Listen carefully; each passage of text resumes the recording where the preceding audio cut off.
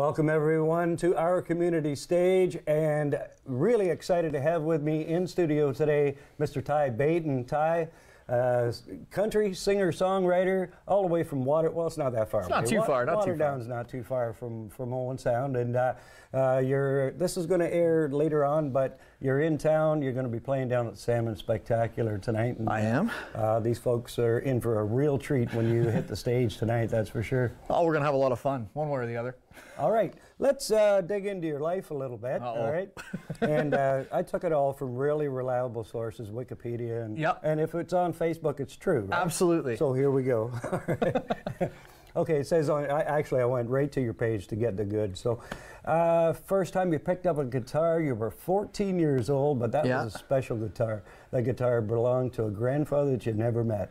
Yeah, my grandfather, my dad's dad, passed away in 1973, and I never got a chance to meet him, but for whatever reason, my grandmother refused to get rid of the guitar, even though no one else in the family played. So about 30 years later, I pulled it out of the closet, and I've been playing it ever since. That's incredible. That's incredible. It's like, you know, your grandfather, even though you never met him, is in that guitar, he's in your music, and I'll bet you he's looking down on you, smiling, and pretty proud of what's happened with his guitar and with you. Oh, I sure hope so. All right. So, 2013, you came out with a great song, Canadian Country Boy. Yeah.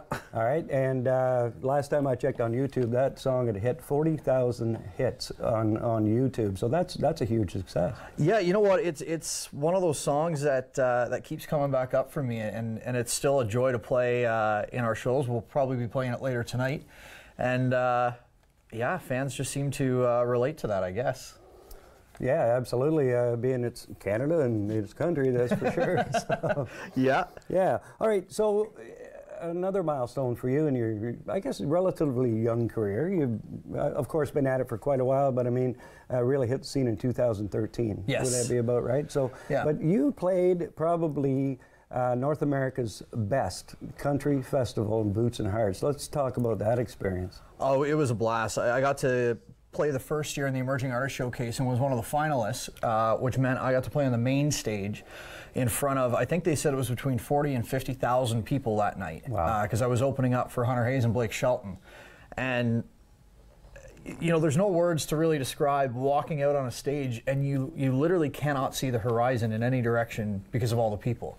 And that was the last year they had it at Moseport Park out in Bowmanville.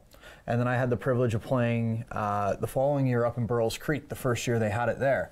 And it's run by some of the nicest people you'll ever run into. Stan and Eva and the crews and everybody who worked that festival do everything they can to make it a good experience for everybody.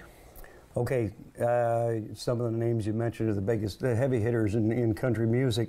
Well, did you get a chance to meet them, or very briefly? The tough part about being on the road and doing festivals is even if you're on the same bill as some of the other artists, a lot of times they're getting dragged from the stage to a meet and greet to radio interviews and then back on the road to the next show. So we, you know, might have 5 minutes here and there when one of us is coming off stage and one's going on to kind of catch up and hang out.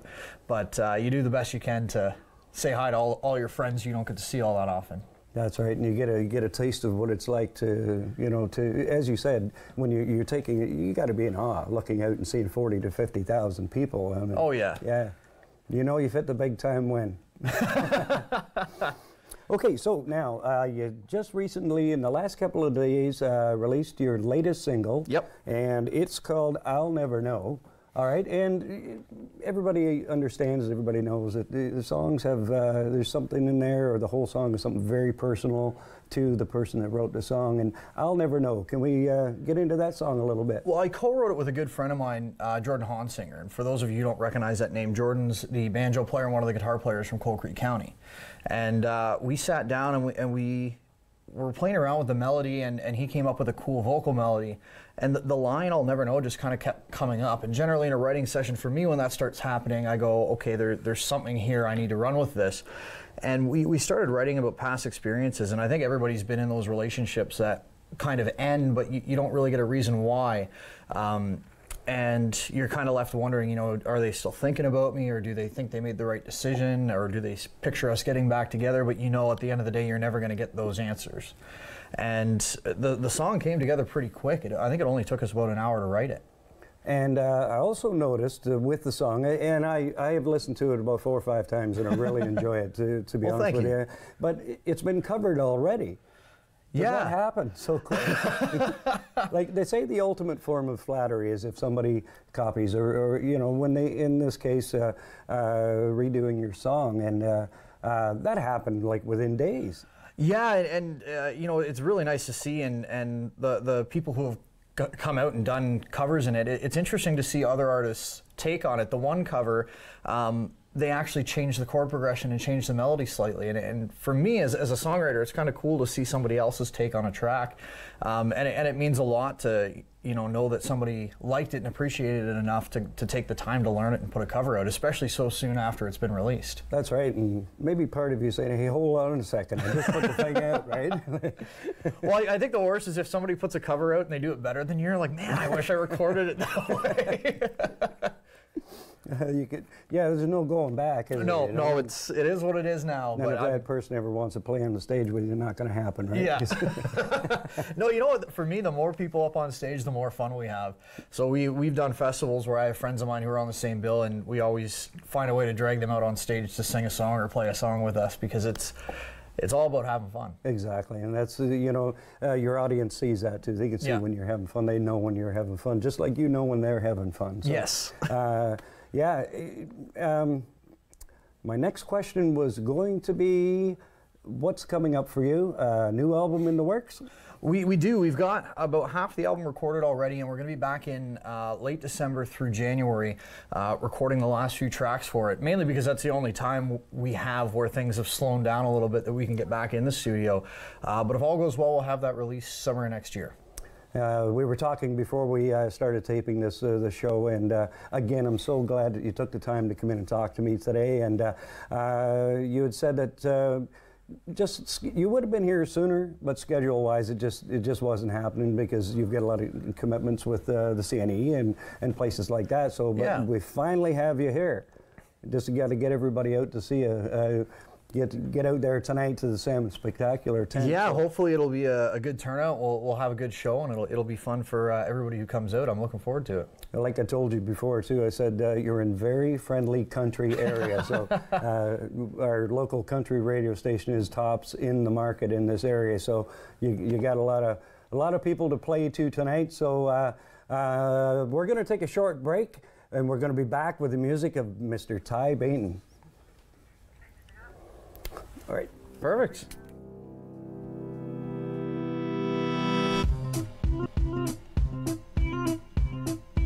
Hey guys, my name is Ty Banyton, and we're on Rogers TV here in Owen Sound. Thanks for having us out, and we're going to play some songs for you. This one is the single that we put out August 25th. So it's available on iTunes, on Google Play, anywhere you can get music, and it goes like this.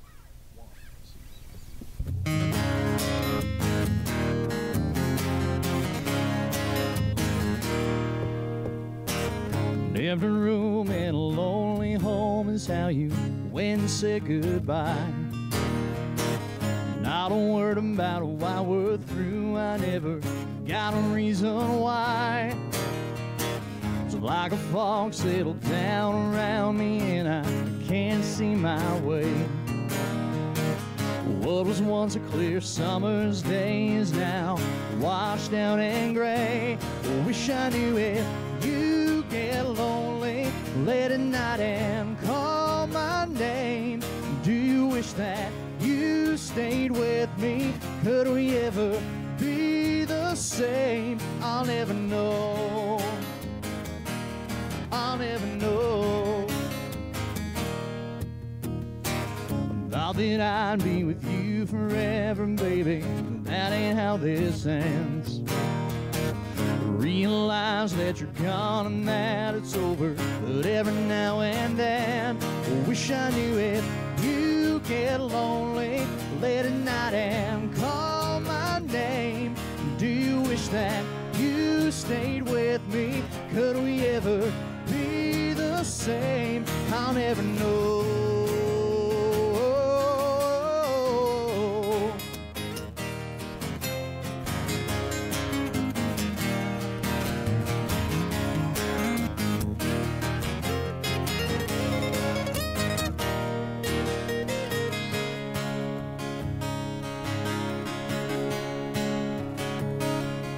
Wish I knew if you get lonely late at night and call my name. Do you wish that you stayed with me? Could we ever be the same? You get lonely late at night and call my name. Do you wish that you stayed with me? Could we ever be the same? I'll never know.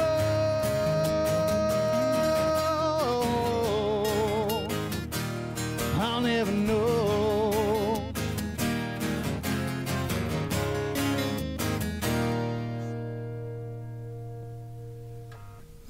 So that's the new single. Again, that's available on iTunes and anywhere else you can pick up digital music. This gentleman to my right-hand side is my lead guitar player, Andre Bessel. He was lucky enough, or I was lucky enough, that he drove out here to meet me this morning to do this. This next song is most likely going to be the single we put out in February.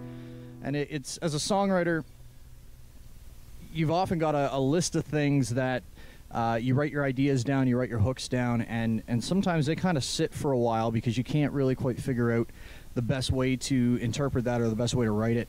And I was fortunate enough to be writing with some good friends of mine down in Nashville back in June, and I threw this idea out, and we wrote this song. It's called Lightning in a Bottle.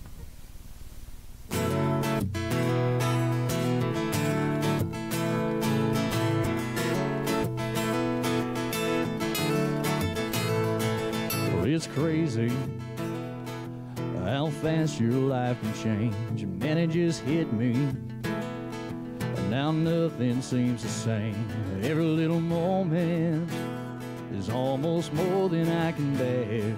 Kinda like a free fall, loving it a little too much again. She's lightning in a bottle that I can't contain.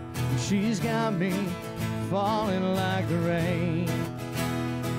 She's electric, I can't help it. It's driving me insane. She's hard to catch, even harder to hold. Like lightning in a bottle. Whoa. It's amazing how that girl lights up a room, intoxicating.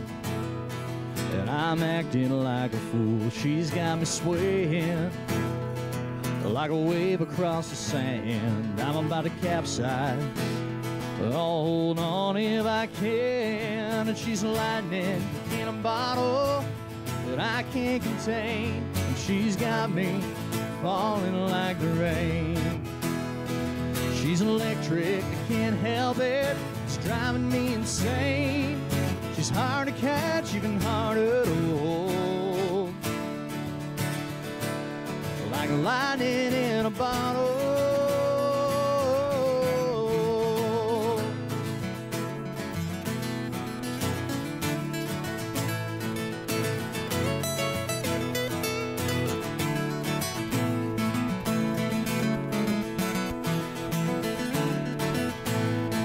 She's lightning in a bottle that I can't contain. And she's got me falling like the rain.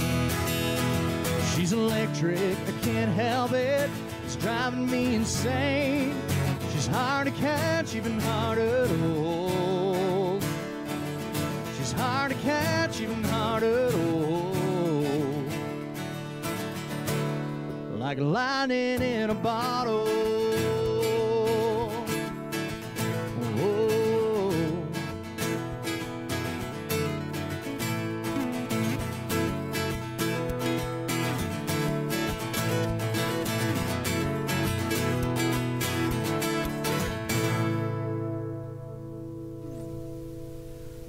I just realized I started that in a key about a half step down from where it should have been. Sorry about that, buddy. All good, man. So that was Lightning in a Bottle. If all goes well, that'll be the single in February. And, you know, oftentimes we get the privilege of touring all over the place and seeing a lot of cool things. And I'll get back home and friends of mine or family members will be like, man, like, why do you ever come back? You know, like, what is there in Waterdown that is worth coming back to? And to me, there's always been something about turning down your own road when you're coming home, and that feeling you get that you know you're almost there. And a good buddy of mine, Steve Rivers, and I sat down the one day he was back in town. He lives down in Nashville now, and we were playing around with that idea, and we wrote a song called "Old Small Town," and it's probably one of my favorite songs off the record. I think it'll probably be the single that goes out in the summer, and will likely be the title of the EP album when it comes out. And it goes like this.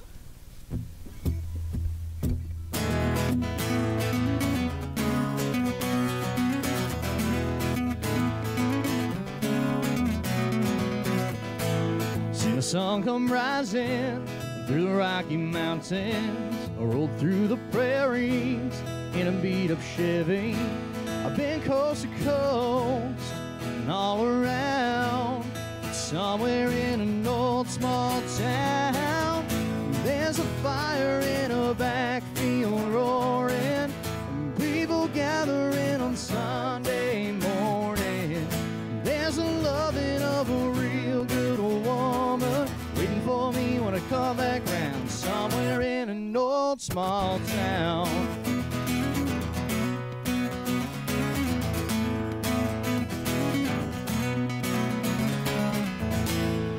Trucks and tractors that make life here matter. It's a long tradition of an honest living, and it's who we are deep down. And somewhere in an old small town, there's a fire in a backfield roaring, and people gathering on Sunday morning. There's a loving of a real good woman waiting for me when I come back round. Somewhere in an old small town.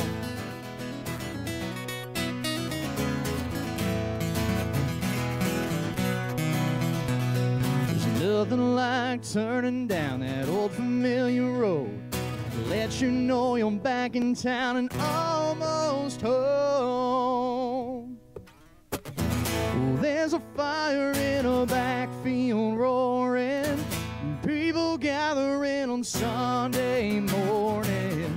There's a loving of a real good woman waiting for me when I come back round. Somewhere in an old small town. An old small town. I've seen the sun come rising through the Rocky Mountains. I rolled through the prairies in a beat-up Chevy.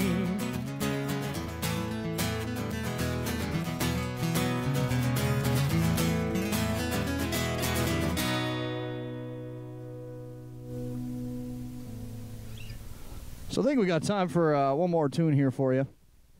And when you're on the road all the time, it's kind of an unwritten rule between musicians and artists that if there's another guy in your neck of the woods and they need a place to crash, there's always a couch, there's always a floor, or if you're lucky, a spare bedroom.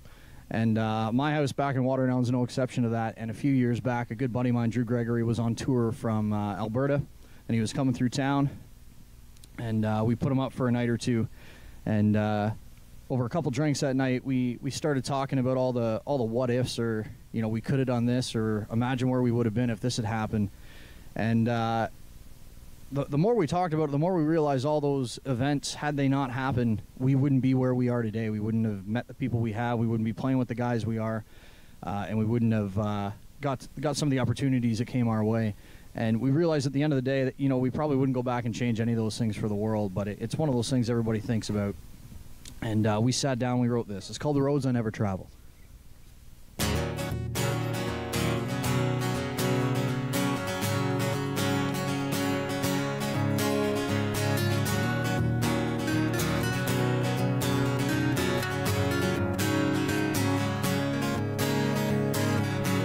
For 700 acres with the seeds and weeds sown,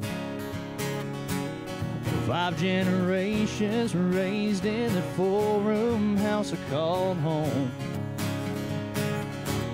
Didn't give a damn back then. Didn't know what I had. Look out for the high rise and bright lights of city life, never look back. With no one to take over, Daddy went and sold her. Now I can't believe that I left. But this life is full of what ifs. Should have done that. Thinking man it'd be good to go back, rewrite the past, take different turns, do it all again with the lessons I've learned. Wishing I could put tires to the gravel on the roads I never got to travel.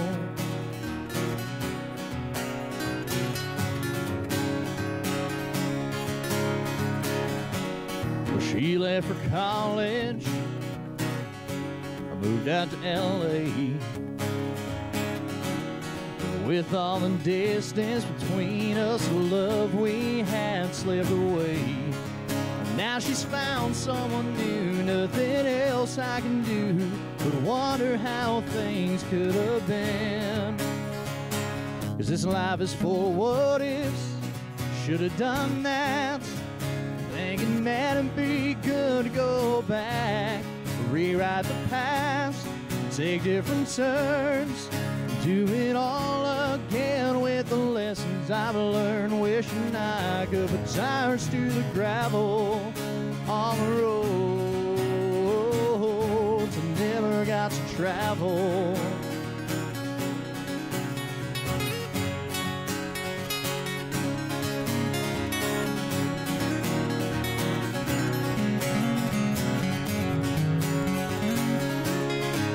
If these roads we take make us who we are, wouldn't trade things now for the world. That don't mean sometimes. Well, I think about the what ifs, should have done that. Thinking man it'd be good to go back, rewrite the past, take different turns, do it all again with the lessons I've learned. Wishing I could put tires to the gravel. Man, I love to put tires to the gravel on the roads I never got to travel.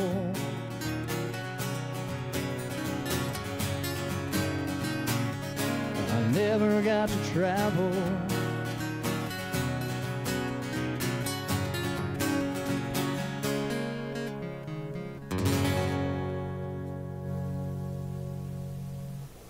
Yeah.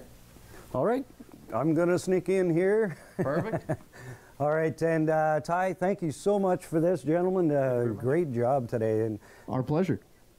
really looking forward to, well, of course, this is going to air later on, so, but I'm definitely going to take my wife. We're going to come down and watch you tonight down at the Salmon Spectacular, and if it means anything, we've never gone down to the tent, so, but tonight Oh, I appreciate that. we're going to take a run down. So, all right, this may be like asking a parent to pick a favorite child, right, out of a bunch, but out of the songs you played for us today, do you have a favorite? Is there one that really holds that special meaning for you, or are they all just equally special? I think they all have a different meaning and a different emotional connection to me, but Lightning in a Bottle right now is probably my favorite song. All right, and any particular reason why? Can we dig in a little further, or? It describes someone pretty close to me who's special to me pretty well. Lightning in a Bottle is a pretty solid description of her. But it's also one of those songs that I've had that idea for a little while, and I was kind of stuck on it, and I wrote it with some really good friends of mine down in Nashville, which I'm proud of. Fantastic, and that's a place to be, isn't it, down in Nashville, Tennessee? If you want to be around country folks, that's a place to be, right? It's a lot of fun down there, I'll give it that much. I've heard from people I know that have gone there and worked there, and I've got a family member who goes there, and it said it really is just a surreal experience to get in there with all the history, and you know, it's all around you in Nashville. So Absolutely, yeah. that's got to inspire you as an artist as well. It does, and I think the prevalence that there's just so many writers and so many musicians there that you're never at a shortage of somebody to write with or someone to jam with, and that makes a huge difference. All right, looking at your tour schedule right now, you're going to play for us here in Old Sound tonight, and then the CNE, you've got 3 dates there. Yep. And what's coming up after that? Anything solid yet, or We got a couple rumors? days off, and then we fly out to Saskatoon. Okay. We're out there for about a week for the Canadian Country Music Awards. Nice.